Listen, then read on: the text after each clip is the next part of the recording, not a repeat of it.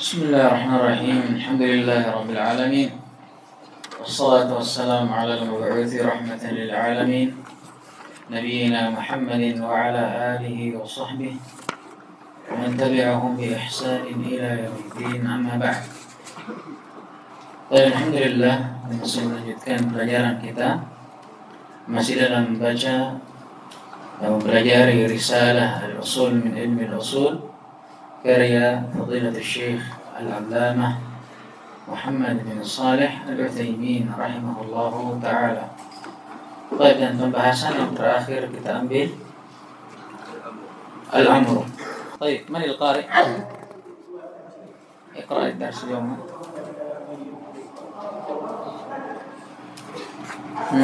Man? Bismillah. Bismillahirrahmanirrahim. Alhamdulillahi rabbil alamin. Wassalatu wassalamu ala rasulillah wa ala alihi wa sahbihi wa sallam tasliman mazidan. Ma ba'd. Qala al-musannif Syekh Shalih bin Fauzan Syekh Shalih Al-Utsaimin rahimahullahu ta'ala. An-nahyu ta'rifu an-nahyu قول يتضمن طلب الكف على وجه الاستعلاء بصيغة مخصوصة هي المضارع المقرون بلا الناهية. لا بلا الناهية بلا الناهية، مثل قوله تعالى: ولا تتبع أهواء الذين كذبوا بآياتنا والذين لا يؤمنون بالآخرة. فخرج بقولنا قول الإشارة فلا تسمى نهيا وإن أفادت معناه. وخرج بقولنا طلب الكف الأمر. وخرج بقولنا طلب الكف الأمر لأنه طلب فعل. وخرج بقولنا على وجه الاستعلاء الالتماس والدعاء وغيرهما مما يستفاد من النهي بالقرائن. وخرج بقول بصيغة مخصوصة هي المضارع إلى الآخرة ما دل على طلب الكف بصيغة الأمر مثل دع، اترك، كفا ونحوها، فإن هذه وإن تضمنت طلب الكف لكنها بصيغة الأمر فتكون أمرا لا نهيا. وقد يستفاد طلب الكف بغير صيغة. Tolabu. Kalau antum baca yustafadu, berarti kan butuh apa? Naibul fa'il. Naibul fa'il, tidak ada yang mansub. وقد يستفاد طلب الكف بغير صيغة النهي مثل أن يوصف الفعل بتحريم أو الحظ أو القبح أو يذم فاعله أو يرتب على فعله عقاب. طيب. أو نحو ذلك. أو يذم. Kenapa di fathah? أو يذم. Kenapa di fathah? Ma'tuf kemana? Yusuf. Dan Yusuf mansub karena apa? Masya Allah. Baik, sampai situ dulu ya. Qala rahimahullah ta'ala nahi. Sekarang setelah beliau membawakan pembahasan tentang al-amr, beliau menyusulnya dengan an-nahi. Dan nahi ini lawan dari amr dan penyempurna dari pembahasan amr. Sebagaimana kita sebutkan kemarin di babul amr, bahwa babul amr adalah bab yang paling penting dari pembahasan ilmu usul fikih. Kenapa? Karena perputaran taklif, perputaran syariat itu berputar pada kedua ini saja. Kalau bukan amr maka nahi, kalau bukan nahi maka amr. Ta'rifu, pengertiannya kata beliau, an-nahi qaulun yatadammanu talab al-kaffi ala wajhi al-isti'la' bi sighatin makhsusah.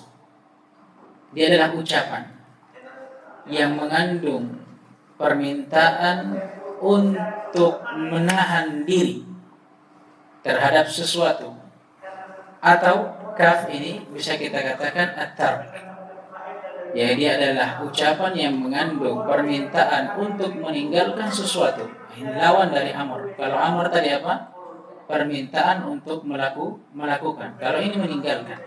Ala wajhil isti'la, sama dengan amr, dia juga datang dari yang lebih tinggi, dari atas ke bawah dari sisi derajatnya, bisighatin makhsusah, dengan bentuk yang khusus. Apa itu? Hiya, dan sigah bentuk tersebut al-mudhari'ul maqrun bila an-nahiyah, dengan fi'il mudhari yang bergandengan dengan la an-nahiyah.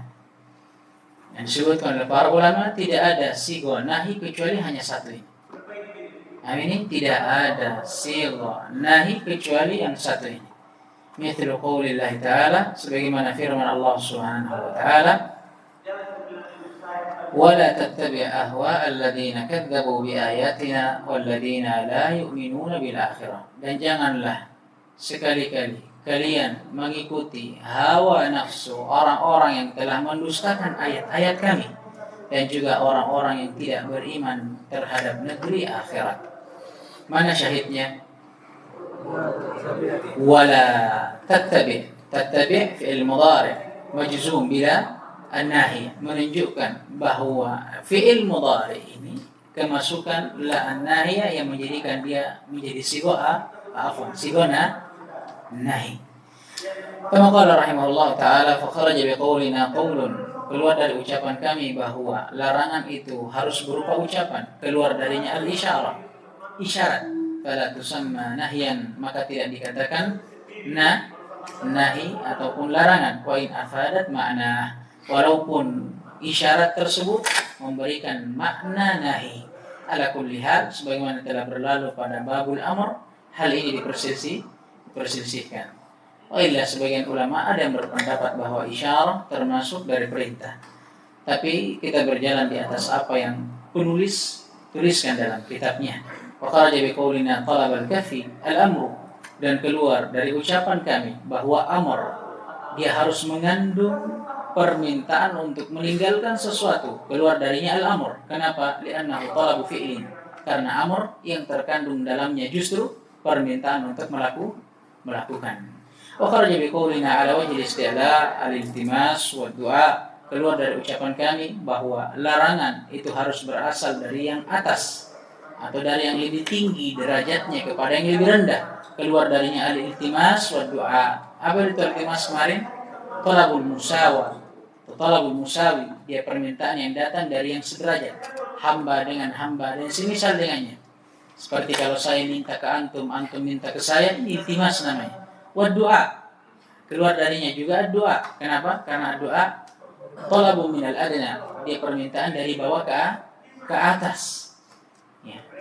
Nah, ini seperti permintaan seorang hamba, Rabbana la tu'akhidna. Ini la tu'akhidna. Ini kalau lafaz masuk enggak?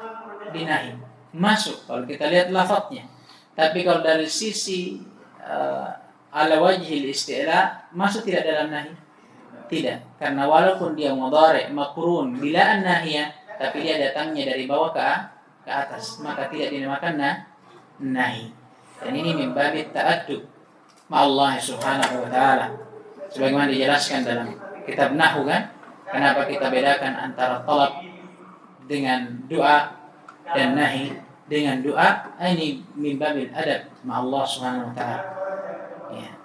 Sebagai bentuk adab kita sebagai seorang hamba yang rendah kepada Allah subhanahu wa ta'ala yang maha tinggi lagi maha mulia.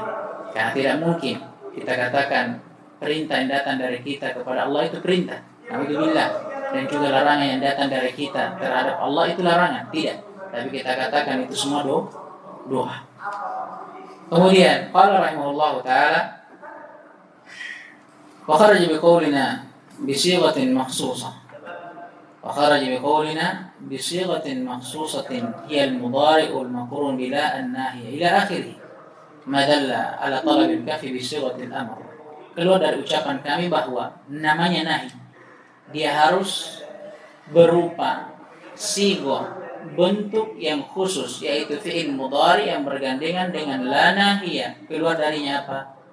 Ma dalla ala talabil kafi bi sighatil amr. Apa yang menunjukkan akan permintaan untuk meninggalkan sesuatu tapi datang dalam bentuk perintah. Misal contohnya da', utruk, kuf, wa nahwiha, dan yang semisal dengannya. Paham ini? Ini sama. Ini da', utruk, kuf, maknanya apa? Larangan. Tapi apakah dinamakan nahi? Tidak, karena nahi dia larangan, tapi datang dalam bentuk yang khusus dan cuma satu. Apa itu? Fi'il mudhari yang bergandengan dengan la an-nahiyah. Kemudian kata beliau, fa inna hadhihi, maka sesungguhnya sigoh ini, apa itu? Yang telah berlalu, da', utruk, kuf, dan semisal dengannya. Wa in tadammana talab al-kaffi, walaupun dia mengandung makna larangan, lakinnaha bi sighatil amr, tapi dia datang dalam bentuk perintah, fatakunu amran la nahya, maka dia masuk dalam bab perintah, bukan dalam bab nahi. Masyaallah. Kemudian waqad istafadu talabul kaffi bi ghairi sighatin nahi, dan kadang makna larangan bisa diambil walaupun bukan dari sigha nahi, bentuk larangan, walaupun bukan dari fi'il mudhari yang bergandengan dengan la nahiyah. Kapan itu? Misal contohnya ayyusuf al-fi'lu bit-tahrim aw al-hadr aw al-qubh. Kita bisa ambil dari perbuatan yang disifati sebagai perbuatan yang diharamkan, atau perbuatan yang dilarang, atau perbuatan yang tercela. Atau kalau bukan perbuatannya, qala rahimahullah, au yudamma fa'iluhu, pelakunya yang tercela. Atau kalau bukan perbuatannya, bukan pula pelakunya, yatarattaba au yurattaba ala fi'lihi iqabun au nahwi dzalika, atharnya, pengaruhnya, hasilnya, kata beliau, akan terhasilkan darinya apa? Iqab, hukuman bagi siapa yang melakukannya atau yang semisal dengannya. Sama dengan bentuk sebelumnya kan? Amar juga seperti itu. Tidak hanya bisa diambil dari sigo amar, tapi kadang juga bisa dilihat dari perbuatan tersebut, atau dari pelakunya, atau dari asar dan hasilnya. Baik. Kita lanjut ya. Iqra. Atau saya saja yang baca, karena ini lumayan panjang, supaya kita bisa selesaikan. Kama qala rahimahullahu ta'ala ma taqtadihi sighatun nahi. Sama dengan amr. Setelah beliau bawakan pembahasan tentang ta'rif amr, sighatun amr, pengertiannya, bentuk-bentuknya, dari mana kita bisa mengambil makna perintah, begitu pula pada pembahasan nahi. Ya kan? Di pembahasan amr beliau susul dengan muqtada al-amr, di pembahasan nahi juga demikian. Setelah beliau menyebutkan tentang definisi nahi, sigha nahi, dari mana kita bisa mengambil makna nahi, beliau susul dengan pembahasan muqtada sighatun nahi, keharusan dari bentuk larangan. Kalau datang larangan, apa yang harus bagi kita, apa yang wajib bagi kita? Qala rahimahullah, sighatun nahi inda al-itlaq taqtadi tahrim al-manhi. Bentuk perintah atau bentuk larangan, kalau datang larangan, tapi ingat, inda al-itlaq, larangan itu berupa larangan mutlak, tidak diikat dengan ketentuan tertentu, maka larangan tersebut mengharuskan akan haramnya apa yang dilarang. Nah ini, dan ini dinukil kesepakatan atasnya. Ini hukum asal. Wa illa, sebagaimana yang akan datang pada hukum nahi ini, apa yang datang pada hukum amr, kadang nahi keluar dari asalnya.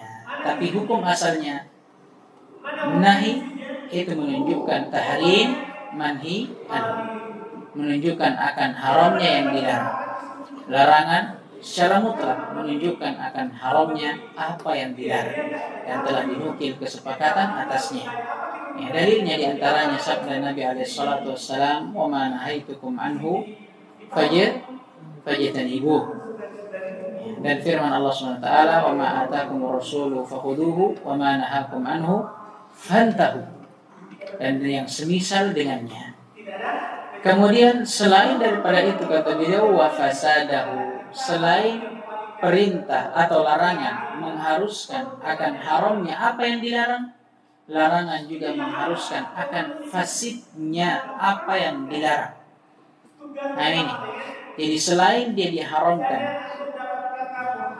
berbuah dosa bagi siapa yang melakukannya, menunjukkan bahwa amalan yang dilakukan juga tidak syah. Jadi larangan ini dia mengharuskan sesuatu itu dari dua sisi. Pertama dari sisi apa? Haram tidaknya, yang akan berujung di permasalahan apa? Dosa atau tidak.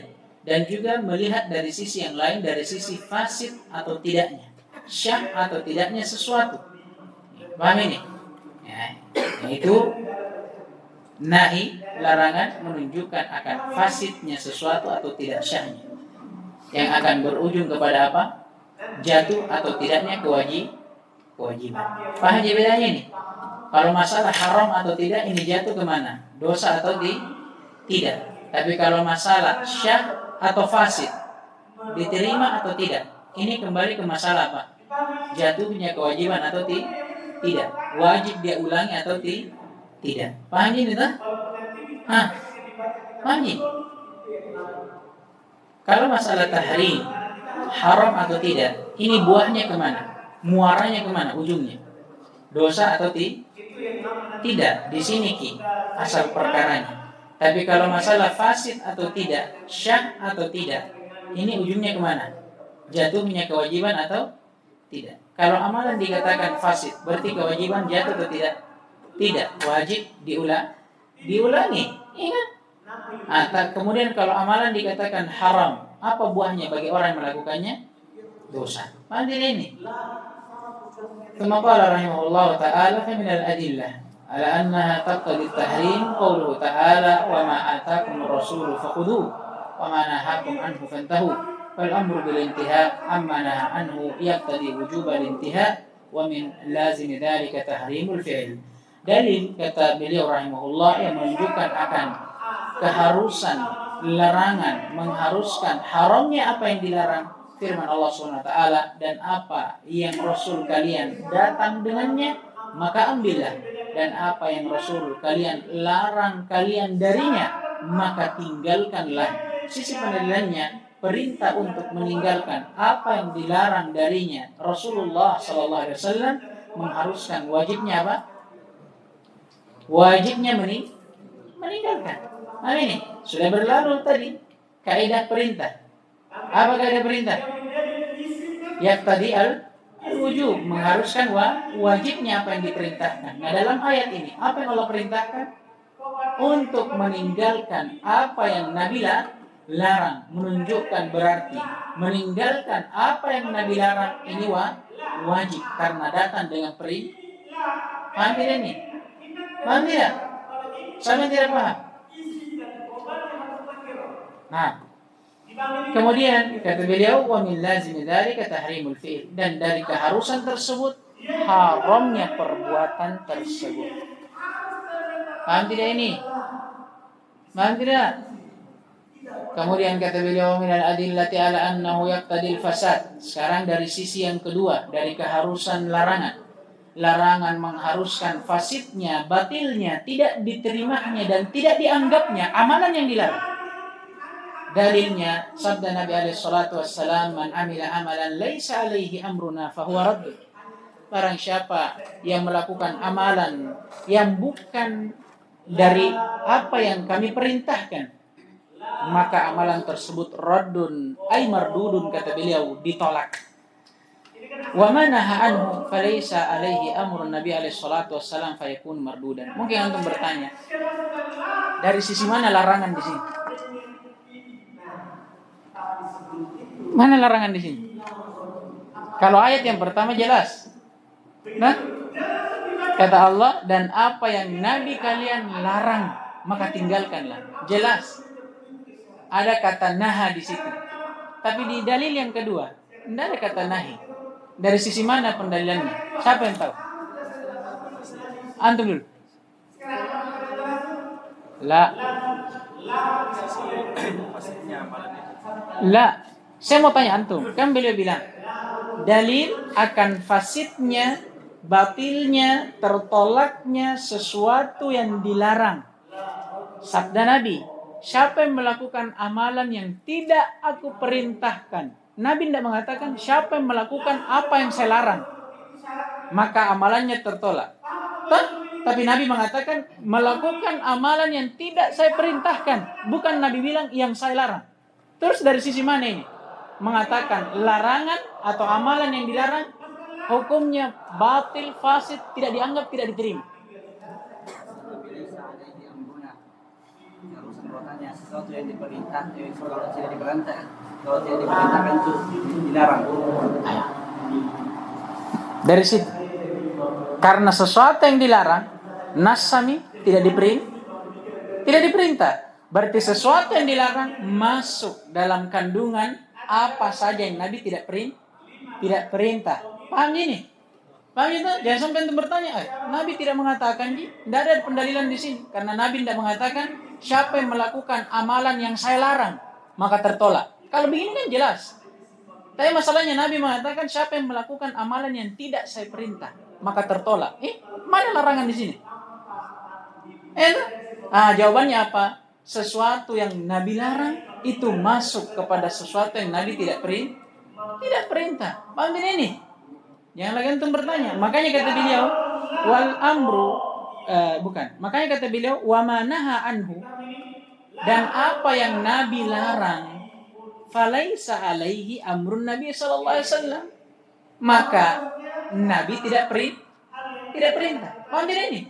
Apa yang Nabi larang berarti Nabi tidak perintah. Karena bisa tidak masuk dari akalnya antum. Ada larangan Nabi tapi Nabi perintah.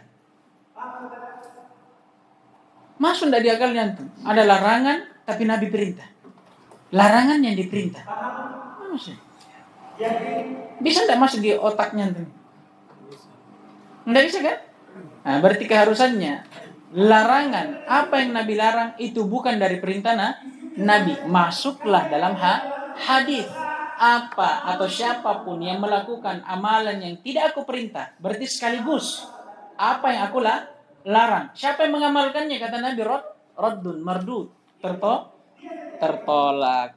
Kemudian fayakunu mardudan, maka amalan itu tertolak. Dari sisi sini yang menjelaskan kepada kita bahwa larangan terhadap suatu amalan menunjukkan akan fasidnya amalan tersebut. Kemudian qala rahimahullahu taala hadza, demikianlah kesimpulan dari apa yang telah berlalu dari muqtada al-amr, keharusan muqtada an-nahi, keharusan dari larangan. Ada berapa tadi? 2. Yang pertama, al-amr yaqtadi an-nahi yaqtadi at-tahrim. Larangan mengharuskan haramnya apa yang dilarang. Dan yang kedua, an-nahi yaqtadi al-fasad.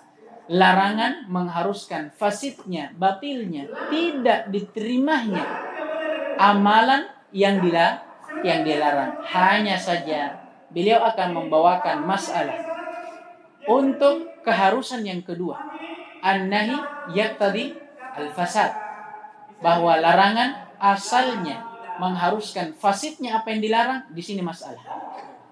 Qala rahimahullah wa qaidatul madhab fil manhi anhu hal yakunu batilan aw sahihan ma'at tahrim kama yali.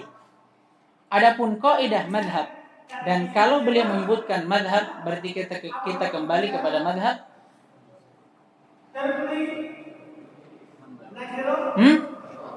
Hambali. Kenapa? Karena beliau ini adalah orang yang bermadhab Hanabilah. Kata beliau, dan kaidah madhab, maksudnya di sisi orang-orang Hanabilah, apakah larangan itu mengharuskan batilnya atau tidaknya bersamaan dengan haramnya sesuatu yang dilarang, ini akan berlalu perinciannya. Apa maksud beliau? Maksud beliau bahwa di sisi orang-orang Hanabilah, amr mengharuskan nahi, larangan mengharuskan haramnya apa yang dilarang. Tapi untuk masalah kedua, apakah larangan mengharuskan batil atau tidaknya sesuatu yang dilarang, ada perincian. Tidak langsung kita katakan mengharuskan dia fasid. batil, tidak diterima, tidak dianggap, tidak. Tapi ada perincian. Yang pertama kata beliau, ayyakunan nahyu aidan ila dzatil manhi anhu au syartihi fayakunu batila. Masya Allah. Kalau larangan tersebut kembali kepada zat perbuatan yang dilarang, atau larangannya kembali ke syaratnya, maka amalan tersebut batil. Adapun yang kedua, ayyakuna nahyu aidan ila amrin kharij la yata'allaqu bidzatil manhi anhu wala syarti fala yakun batila. Adapun kalau larangan dia kembali bukan kepada zat amalan yang dilarang, bukan juga kepada syarat amalan, tapi dia kembali kepada perkara yang lain. Amin. Maka kata beliau amalannya tidak batal. Beliau akan datangkan contohnya. Qala rahimahullah mithalul aidi ila dzatil manhi anhu fil ibad. Contoh larangan yang kembali kepada zat amalan yang dilarang dalam ibadah. An-nahyu an shaumi yaumil idain, larangan untuk berpuasa pada 2 hari Id. Apa kata Nabi? Tidak boleh berpuasa di hari Id. Paham ini? Sekarang apa yang dilarang? Puasanya itu, zat ibadahnya yang dilarang. Paham tidak ini? Maka kapan ada yang berpuasa, batal tidak puasanya? Batal. Kenapa? Karena ada larangan yang kembali kepada zat ibadah itu.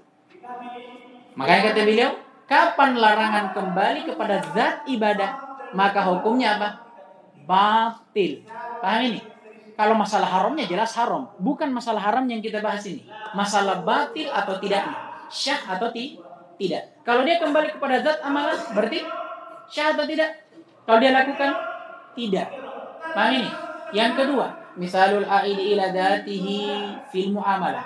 Contoh pada larangan yang kembali kepada zat tapi bentuknya muamalah. An-nahyu 'anil bai'i ba'da nida'il jum'ati tsani mimman talzamuhul jum'ah.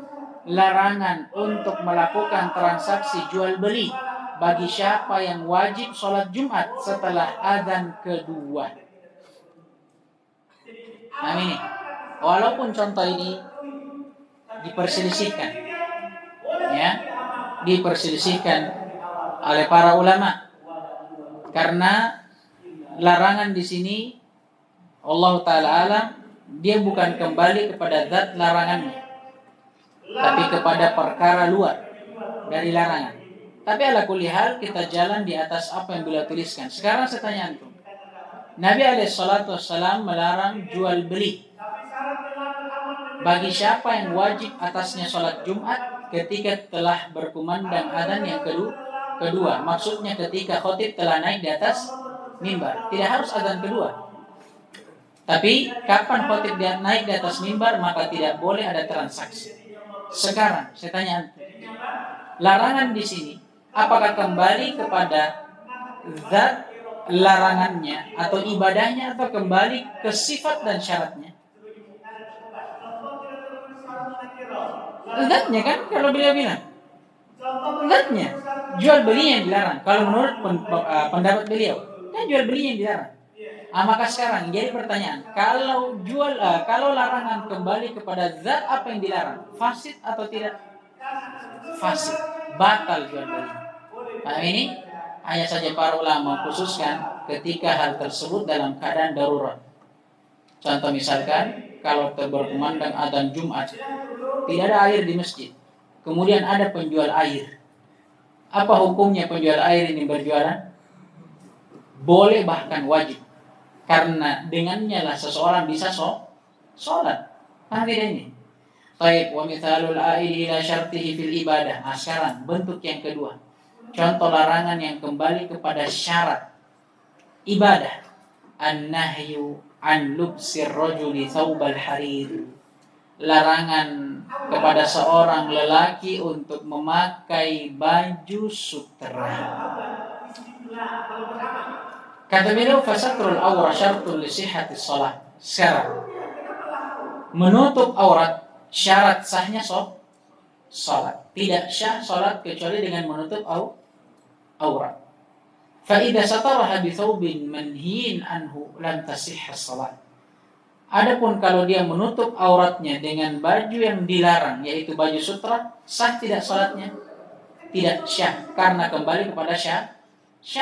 Syarat salat tadi apa? Menutup aurat. Tapi dia penuhi syaratnya dengan sesuatu yang dilarang.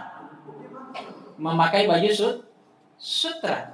Sah tidak salatnya? Kalau menurut beliau tidak sah, karena larangan ini kembali kepada syarat. Li'audin nahi ila syartiha, karena kembalinya larangan kepada syaratnya. Tapi ala kulli hal, contoh beliau ini dikomentari oleh para ulama. Kenapa? Karena larangan untuk memakai baju sutra yang benarnya dia tidak kembali kepada syarat amalan, tapi dia kembali kepada perkara luar, perkara lain yang tidak berhubungan dengan zat dan syarat amalan. Kenapa? Karena Nabi melarang untuk laki-laki memakai sutra bukan hanya pada saat sholat, walaupun di luar sholat. Paham ini? Paham tidak? Menunjukkan bahwa laki-laki ini berdosa kalau pakai sutra bukan hanya dalam sholat, biar di luar sholat. Berarti ada tidak hubungannya dengan sholat? Tidak ada. Karena sholat hukum tersendiri, memakai baju sutra juga hukum tersendiri. Ala kulli hal, ada baiknya kalau beliau masukkan contoh ini ke contoh yang bentuk yang ketiga. Larangan yang kembali kepada perkara yang lain, tidak berkaitan dengan ibadah. Paham tidak ini? Ya. Kemudian kata beliau, misalul aid ila syartihi fil muamalah. Contoh larangan yang kembali kepada syarat dalam muamalah. An-nahyu an bai'il haml. Larangan untuk memperjualbelikan hewan yang hamil. Maksudnya kandungannya. Kalau ada hewan yang sedang hamil, kita mengatakan saya mau beli kandungannya itu di dalam. Nanti ini. Ini dilarang. Kenapa? Karena menyelisih syarat jual beli, yaitu apa? Mempersyaratkan harusnya sesuatu yang diperjualbelikan itu maklum, diketahui. Artinya ini. Nah, masalahnya sekarang kandungan dalam hewan yang diperjualbelikan, misalkan, bisa tidak kita tahu? Bisa tidak kita tahu? Tidak bisa kita tahu jumlahnya berapa.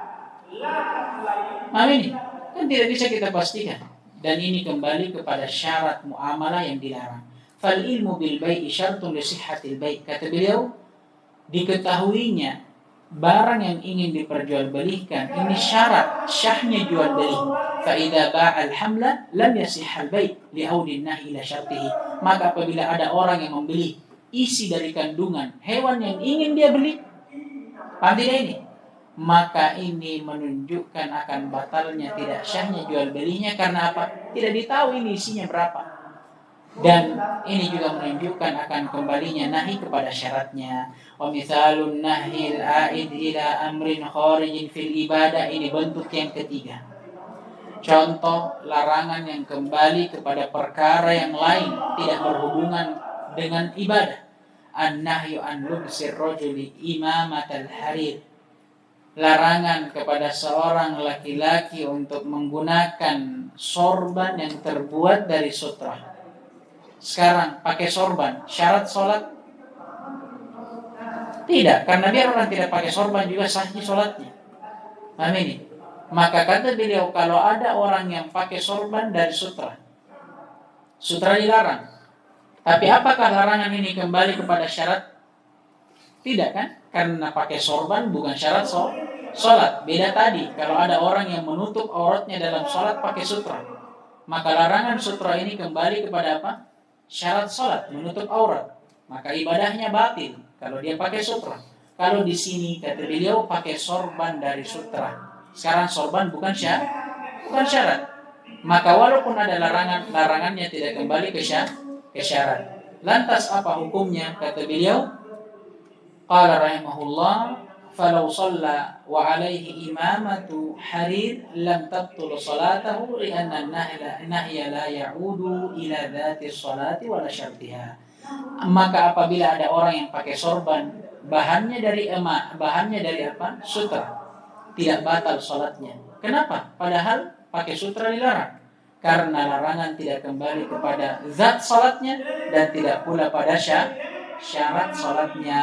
Hanya saja ala kulli hal yang benarnya memakai baju sutra, walaupun memakai baju untuk menutup aurat dalam sholat dengan sutra, ini bukan kembali kepada syarat apalagi zat ibadah, tidak. Tapi murni kembali kepada perkara lain, tidak berhubungan dengan ibadah. Kenapa? Saya bilang tadi, karena larangan pakai sutra itu larangan tersendiri, tidak dikhususkan hanya pada saat sholat, dan hukum sholat dengan menutup aurat ini juga hukum tersendiri. Maka hukumnya bagaimana? Kalau ada orang sholat dengan pakai baju sutra, kita katakan syah sholatnya selama dia penuhi syarat-syarat sholatnya dan rukun-rukunnya, wajib-wajibnya. Hanya saja dia berdosa karena dia pakai sholat adalah baju sutra yang telah dilarang. Amin. Dan larangan memakai baju sutra itu haram di dalam sholat dan di luar sholat. Pahami tidak ini? Kemudian contoh larangan yang kembali kepada perkara luar atau perkara lain yang tidak ada berhubungan dengan amalan. Dalam muamalah, an-nahyu 'anil ghish, larangan untuk berbuat curang. Nah ini karena kata beliau falau ba'a syai'an ma'al ghishi lam yabtul al-bai'. Maka apabila ada orang yang menjual sesuatu tapi dengan kecurangan, tidak batal jual belinya, li'anna nahya la ya'udu ila datil bai' wala syartin. Karena larangan untuk berbuat curang, dia larangan yang tidak kembali kepada zat amalan dan tidak pula kepada syaratnya. Nanti ini. Baik. Kemudian faedah yang terakhir, jadi kesimpulannya ikhwas sekalian, keharusan dari nahi ada dua. Yang pertama, an-nahyu yaqtadi at-tahrim, larangan mengharuskan haramnya apa yang dilarang. Dan yang kedua, an-nahyu yaqtadi al-fasad, bahwa larangan mengharuskan fasidnya, batilnya, tidak diterimanya sesuatu yang dilarang. Hanya saja untuk pembahasan yang kedua ini perlu dirinci. Karena yang benarnya Allah Ta'ala alam, larangan tidak selamanya mengharuskan fasidnya, batilnya apa yang dilarang. Tapi dilihat larangan itu kembali kemana. Kalau larangan itu kembali kepada zat amalan yang dilarang, maka hukum amalan yang dilakukan batil, fasid. Begitu pula kalau larangan kembali kepada syaratnya, syarat amalannya juga menunjukkan akan amalan itu batil dan fasid. Hanya saja kalau larangan kembalinya bukan ke zatnya, bukan pula ke syaratnya, tapi kembali kepada perkara luar. Contoh tadi, hukum orang sholat pakai baju sutra, atau hukum orang sholat tapi di tanah rampasan, tanah curian, tapi dia pakai sholat. Hukum orang sholat tapi pakai baju curian. Nah ini, apa hukumnya? Kita lihat larangannya. Larangan memakai baju sutra, larangan merampas atau memanfaatkan tanah rampasan, larangan memanfaatkan barang yang haram atau barang curian. Apakah kembalinya ke zat sholat? Tidak. Syarat sholat? Tidak. Berarti kembali ke perkara luar. Apa hukumnya kalau begitu amalan sholatnya? Kita katakan syah kalau dia penuhi syarat-syaratnya, rukun-rukunnya, wajib-wajibnya, tapi bersamaan dengan syahnya sholatnya, tetap dia berdosa. Muncul pertanyaan, apa bedanya dengan batil? Kalau batil tidak jatuh kewajiban. Kalau dia tidak batil atau kita katakan syah, jatuh kewajiban. Berarti bedanya kalau orang yang sholat, misalkan tidak berwudu, ini kembali ke apa? Syarat. Kita katakan sholatnya syah atau tidak? Tidak. Wajib dia ulangi. Tapi kalau ada orang sholat, dia berwudu, terpenuhi syarat dan rukunnya, bahkan wajib-wajibnya, sunnah-sunnahnya semua dia lakukan. Syah sholatnya tidak? Syah. Tapi ternyata dia sholat pakai baju sutra, di tanah rampasan. Sudah itu bajunya baju curian lagi. Apakah kita katakan dia tidak berdosa? Tetap dia berdosa. Tapi bukan berdosa karena sholatnya. Tapi karena apa? Karena palukka. karena dia pakai baju curian, baju sutra dan di tanah rampasan. Paham tidak ini? Bedakan itu ya. Makanya dari awal saya katakan beda. Keharusan larangan mengharuskan haramnya apa yang dilarang, ini hubungannya terhadap apa? Dosa tidaknya ini.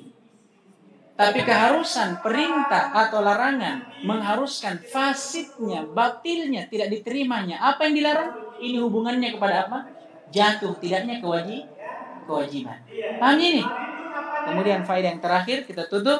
Waqad yakhrujun nahyu 'anil tahrimi ila ma'anin ukhra. Kadang larangan keluar dari makna asalnya yaitu tahrim, haramnya apa yang dilarang kepada makna yang lain, lidalilin yaqtadi dzalik, tapi jelas dengan dalil yang mengharuskan hal tersebut. Faminha, diantaranya al-karahah, kadang larangan keluar dari makna asalnya yaitu haram menjadi makruh.